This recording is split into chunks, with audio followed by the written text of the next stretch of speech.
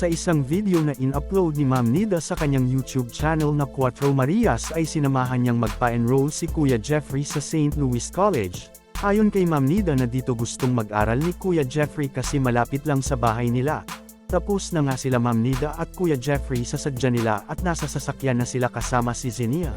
Nilinaw naman ni Ma'am Nida ang nilakad nila ni Kuya Jeffrey na dumaan sila sa isang private school na malapit lang din sa school ni Zenia.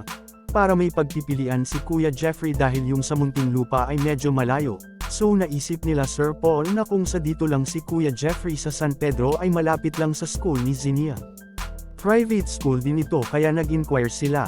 Dagdag ni Ma'am Nida na mismo si Kuya Jeffrey nagsabi na mas gusto din niya dito. At tinanong ulit ni Ma'am Nida si Kuya Jeffrey kung gusto ba talaga niya dito.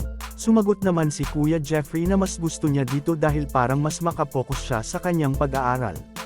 Nag-decide na si Kuya Jeffrey at ayon kay Ma'am Nida na nag-portal pa kasi sila doon sa Muntinlupa pero hindi pa nag-exam, ipapatawag pa sila Kuya Jeffrey. Dagdag ni Ma'am Nida na nag-decide na rin si Kuya Jeffrey na mag-BSE na lang, ayaw na niyang mag-criminology.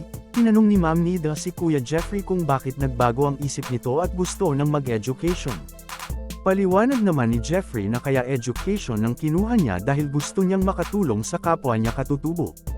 Dagdag ni Kuya Jeffrey na kapag napadpad sa Maynila ang kanyang mga kapwa katutubo ay parang mga ignorant ang mga ito dahil kulang sa kaalaman. Sinabihan siya ni Ma'am Nida na pwede pa naman siyang magpulis kahit BSE o teacher kapag nakapag-decide siya. Paliwanag ni Ma'am Nida na ang teacher kahit saan mo gustong pumasok na trabaho at qualified ka. Dagdag ni Ma'am Nida na kaya ito ni Kuya Jeffrey basta maintain lang ang grade, kasi sabi ng faculty ng school na libre ang tuition fee basta freshman, miscellaneous lang ang babayaran. Tapos after noon at na-maintain din ni Kuya Jeffrey ang magandang grades ay itutuloy ng school ang pagiging scholar niya. Dagdag ni Ma'am Nida na kung may hindi man kaya si Kuya Jeffrey ay pwede naman nila itong pa-tutoran.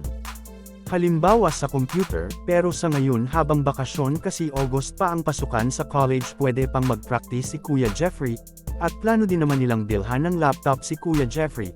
Sobrang saya naman ni Kuya Jeffrey sa likod ng marinig na plano siyang bilhan ng laptop nila Ma'am Nida. Ayon kay Ma'am Nida na para masanay na din siya sa paggamit ng laptop dahil ganun talaga sa education. Pansamantala wala pang laptop, ang laptop na muna nila Ma'am Nida at Zenia ang gagamitin ni Kuya Jeffrey para matuto siya. Si Ma'am Nida mismo ang magtuturo kay Kuya Jeffrey sa paggamit ng laptop, mga Excel at Microsoft Word kasi kadalasan yun ang ginagamit. Natanong ni Ma'am Nida kay Kuya Jeffrey kung nag-aaral naman din ba sila ng computer sa grade 12. Sumagot naman si Kuya Jeffrey ng opo, ayon kay Ma'am Nida na siguro meron naman siyang alam o background sa computer. Kung nagustuhan mo ang video na ito ay feel free sa pag-subscribe at hit the notification bell dahil kung papalarin man nakikita ang channel na ito ay pipili ako ng TV Scholars na mabibigyan.